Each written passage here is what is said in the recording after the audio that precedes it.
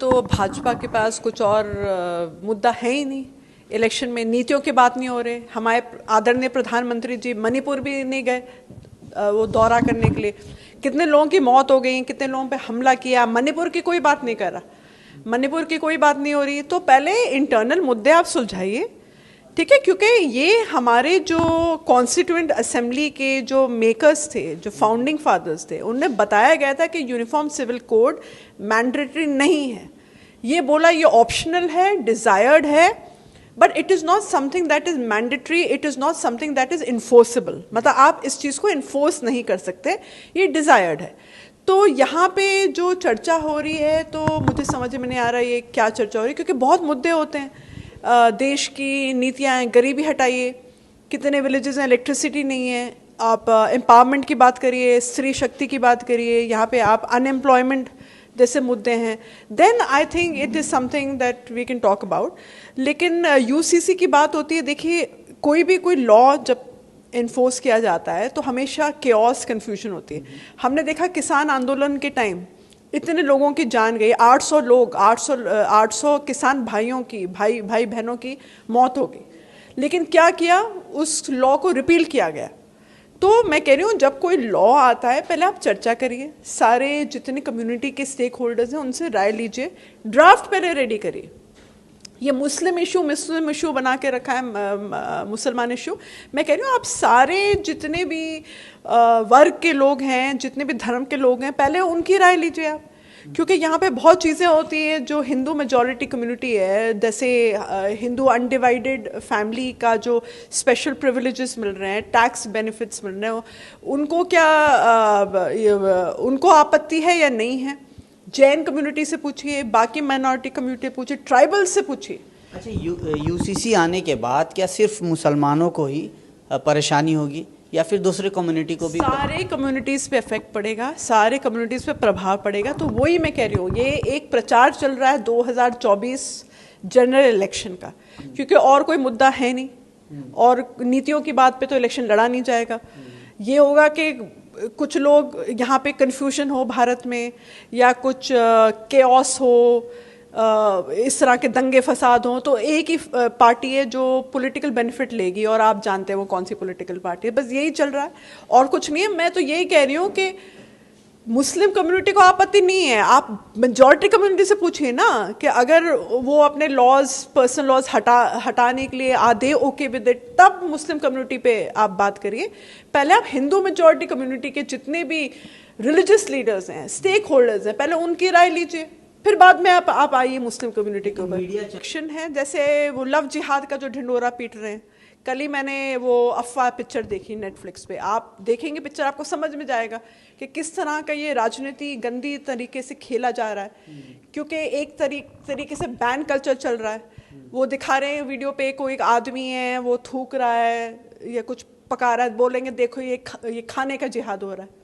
फिर बोल रहे हैं आईएस में लोग अगर अपनी मेहनत से आईएस क्लियर कर रहे हैं, तो ये लोग टीवी चैनल्स क्या दिखा रहे हैं, गोदी मीडिया चैनल्स, के आईएस जिहाद हो रहा है, मुसलमान कौम जो है अपने बच्चों को आईएस में दाखिला करा रही है और यहाँ पे जिहाद लड़ने को ये लोग आईएस ज्वाइन कर।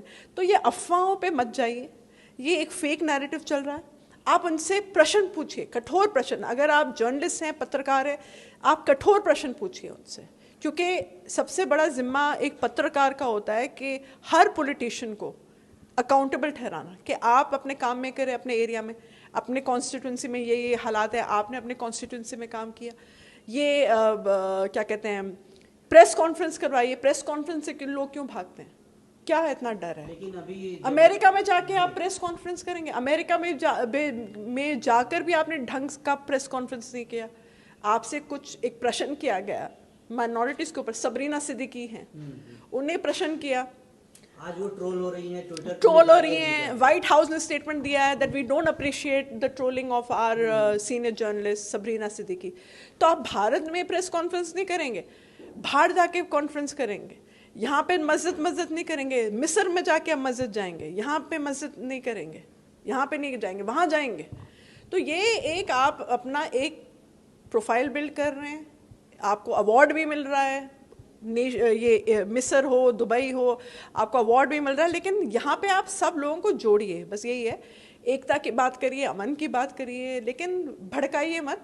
और इलेक्शन नीतियों पे लड़ा जाता है, वसूलों पे लड़ा जाता है, ये सब गंदगी से नहीं लड़ा जाता। दैट्स 2000 इलेक्शन से पहले लगातार कुछ फिल्में आई, The Kashmir Files, The Kerala Story, अब 72 हुर्रे आ रही है, फिर यूसीसी का एक प्रोपागेंडा लेकर के आया जा रहा है। तो क्या मतलब ये सब राजनीतिक चाल है, इसको क्या समझ? पूरी राजनीतिक चाल है ये, एक के बाद एक ही पिक्चरें बन रही हैं। ये केरला स्टोरी केरला को बदनाम करने की एक साजिश थी। केरला गवर्नमेंट भी बोली है कि कौन लोग हैं जो आप किडनैप करके लड़कियां को उनका कन्वर्ट किया जा रहा है। आप बताइए ना आंकड़े, अगर 2-3 केसेस हैं, आप कितना बता रहे थे? 32,000। क्या अफवाह आप उड़ा रहे हैं? तो लोगों के जहन में यही होगा ना कि हाँ, हर कोई मुसलमान कौम से यही कर रहा है, कन्वर्ट कर रहा है, भगा के लेके जा रहा है, ISIS ज्वाइन करवा रहा है। तो ये बहुत हमने देखा है, जब कश्मीर फाइल्स जो पिक्चर बनी थी, पिक्चर हॉल के टाइम लोग कैसे नारेबाजी कर रहे थे, नफरत टाइप के ये सब नारे लगा रहे थे, वायलेंस के भी इश्यूज हुए थे।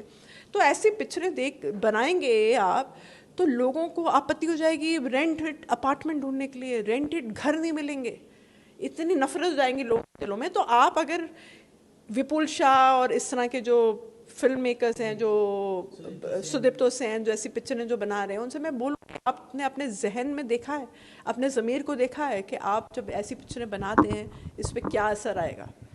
ये सब पे असर आता है, समाज पे असर आता है, और ये बहुत ख़राब असर आता है। एकता अमन की पिक्चर बनाइए, भाईचारे के बनाइए। सर्फ ऐड बैन कर रहे हैं, ये ऐड बैन कर रहे हैं, तनिष्क का ऐड बैन कर रहे हैं, जहाँ भाईचारा दिखा रहे हैं, तो बोल रहे ये तो आप लव जिहाद दिखा रहे हैं। दिखा रहे हैं एक बच्चा एक दूसरी बच्ची को साइकिल पे लेके जा रहा है, एक मुसलमान बच्चा एक बच्ची को साइकिल पे लेके जा रहा है, वो ऐड आप बैन कर रहे, कहते नहीं ये तो लव जिहाद दिखा रहे। तो ये सोच जो है गलत सोच है, और इसकी हमें कठोर निंदा करनी चाहिए। मेरे देखिए, अगर आप ये बोलें कि एकता की बात करें, या आप बोले कि विमेन को इक्वल राइट्स मिलेगा, या जो डिसएम्पावर्ड कम्युनिटीज़, तो ठीक है, हम लोग सारी कम्युनिटीज़ इस बात से सहमत होंगे। लेकिन आप कुछ चीज़ें होती हैं जो नॉन नेगोशिएबल होती है। Zakat is something that is non negotiable, वो करना ही होगा। निकाह के साथ आप नहीं कर सकते कॉम्प्रोमाइज़, आप ज़कात के साथ कॉम्प्रोमाइज़ नहीं कर सकते, आप हज के साथ कॉम्प्रोमाइज़ नहीं कर सकते। कुछ चीज़ें होती हैं जो नॉन नेगोशिएबल होती है, तो आप सब चीज़ हटा देंगे, सब के ऊपर आप करेंगे, तो ये क्या है? और आप ट्राइबल कम्युनिटी से पूछिए ना, आप पॉलीगमी की बात करते हैं कि मुसलमान लोग 4-4 शादियाँ करें, आप जाके ट्राइबल कम्युनिटीज़ में देखिए पॉलीगमी कितने लोग कितनी शादियां करते हैं। ट्राइबल कम्युनिटीज़ में जो एकदम गरीब अंदर जो ट्राइबल कम्युनिटीज़, वहाँ पे चलता है पॉलीगमी। यहाँ पे आप मुझे आंकड़े बताइए, कितने मुसलमान मर्द हैं जो दो बीवियाँ नहीं संभली जाती, 4, आपको लगता है 4 शादी कोई करेगा? तो ये अफवाहबाजी है, ये एकदम डेंजरस ट्रेंड है, और इसकी जो है हमें निंदा करनी चाहिए कि इस तरह की अगर कोई राजनीतिक दल इस तरह के अफवाह जो है उड़ा रहा है, इस तरह की बातें कर रहा है, समाज में गंदगी फैलाने के लिए, हमें इसकी निंदा करनी चाहिए। बहुत 2014 से ही कुछ ना कुछ चल रहा है, कभी लिंचिंग चल रही है, कभी बुलडोजर चल रहा है, कभी NRC आ रहा है, कभी कुछ ना कुछ आ रहा है, कभी 370 हटा रहे हैं एब्रोगेट। आप देख रहे, हर मुद्दा इनका मुसलमान का ही मुद्दा है, कोई और मुद्दा है ही नहीं, नीतियाँ हैं ही नहीं, कुछ इनका इलेक्शन मैनिफेस्टो का कहाँ पालन कर रहे हैं। हर मुद्दा आप देख लीजिए, कभी ये बोलते हैं रोहिंग्या बैठे हुए हैं, कभी बोल रहे हैं NRC हटाओ, कभी कह रहे हैं NRC लागू करो, फिर कुछ ना कुछ उनका हर मुद्दा मुस्लिम बेस्ड मुद्दा है, उनके पास और कुछ है नहीं। वो empty vessels होते हैं ना, empty vessels make a lot of noise, it's the same thing here, that's all.